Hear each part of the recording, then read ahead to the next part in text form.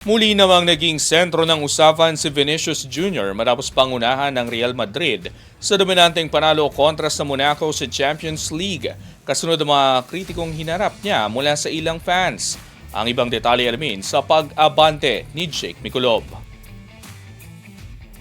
Nagpakitang gila si Vinicius Jr. upang pangunahan ng Real Madrid sa isang dominanting 6-1 na panalo laban sa Monaco sa Champions League nitong Miyerkules, isang panalo na tila nagpatahimik sa mga kritisismong natanggap niya mula sa ilang tagahanga kamakailan lamang. Pinangalan ng Man of the Match ng UEFA, naging sentro ng opensa ang Brazilian winger matapos magtala ng isang goal, 2 assist at sunod-sunod na mapanganib na dribble na bumuwag sa depensa ng Monaco. Matapos ang laban, inamin ni Vinicius na nakaapekto sa kanya ang mga pagbu na narinig niya mula sa Bernabeu crowd nitong mga nakaraang linggo. Dumaan ang Real Madrid sa isang magulong yugto matapos ang pagpapalit ng coach, pagkatalo sa Spanish Super Cup Final at pagkalaglag sa Copa del Rey, mga pangyayaring lalo pang nagpatindi sa pressure sa loob ng club. Umabot sa rurok ang hindi magandang reaksyon ng fans itong linggo sa laban sa Levante sa La Liga, kung saan si Vinicius ay paulit-ulit na binatikos,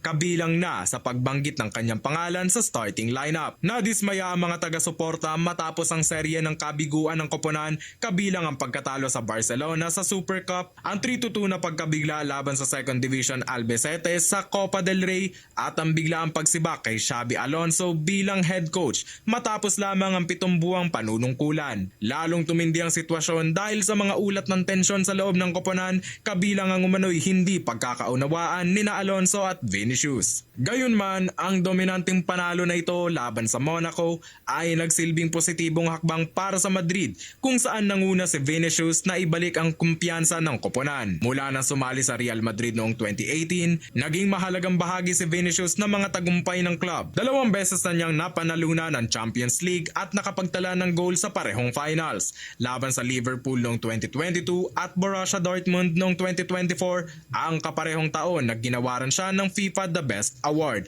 Ako, si Jake Miculob, Abante Sports, now na.